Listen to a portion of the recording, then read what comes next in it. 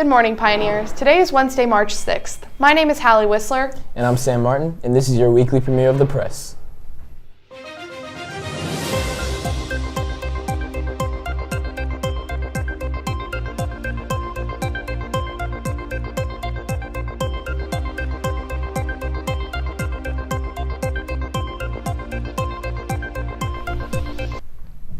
Our cover story for this week is the horrific incident in Gaza that took the lives of over 100 people. Last Thursday, catastrophe unfolded when Israeli troops opened fire on crowds of Palestinian civilians who were seeking resources from food aid trucks. An estimated 112 lives were lost, with an additional 76 being injured, making this one of the deadliest incidents since the war began, according to the Palestinian Ministry of Health. The horrific event adds on to the overall death toll of 30,000. Along with the tragic amount of lives lost, millions of others are, quote, in the enclave on the brink of famine, end quote, which was reported by CNN.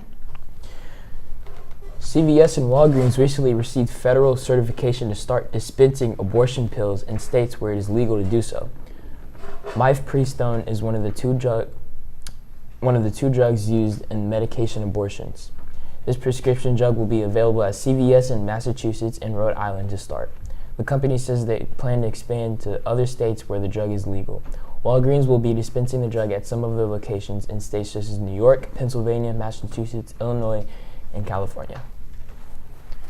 We now throw it over to Kylie, who has more information on Congress recently avoided a partial government shutdown. Kylie?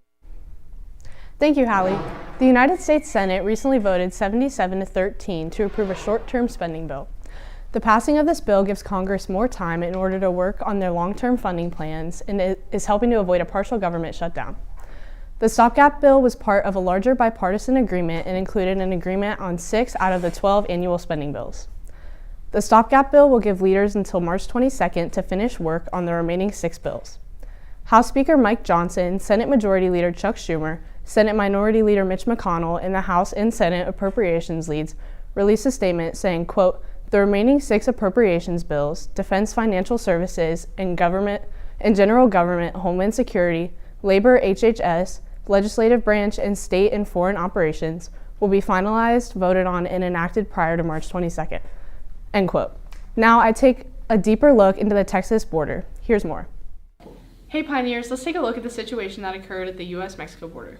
Last Thursday, former President Donald Trump and current President Joe Biden visited the Texas-Mexico border. Just 300 miles apart, Trump visited Eagle Pass, Texas, while Biden visited Brownsville, Texas. Both men have openly pointed fingers at the opposing party, blaming them for the surge of immigration in the U.S. These visits prove just how crucial the topic of immigration is in the upcoming 2024 presidential election. While in Eagle Pass, Trump had a few things to say, including, quote, "The United States is being overrun by the Biden migrant crime," end quote.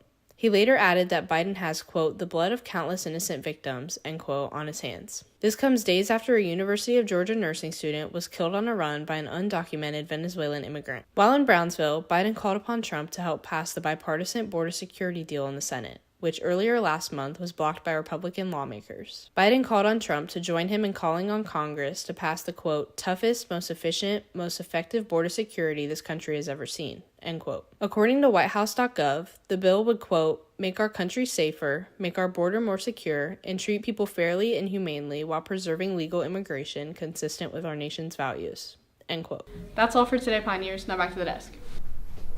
Thank you, Kylie. A suburban warehouse in Clinton Township, Michigan, caught fire last Monday night. The fire was caused by combustible materials that were stored in the warehouse that caught fire and exploded. Emergency services were called around 8:50 p.m. One 19-year-old passed away and a few others were injured.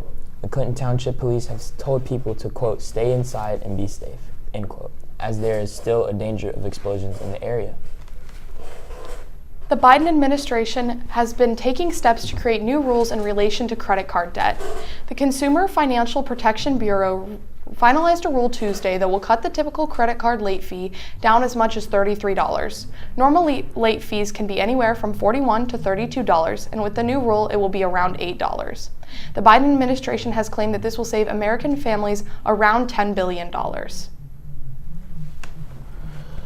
A massive storm brought over 100 inches of snow and ice to areas in higher elevation in California starting early last week.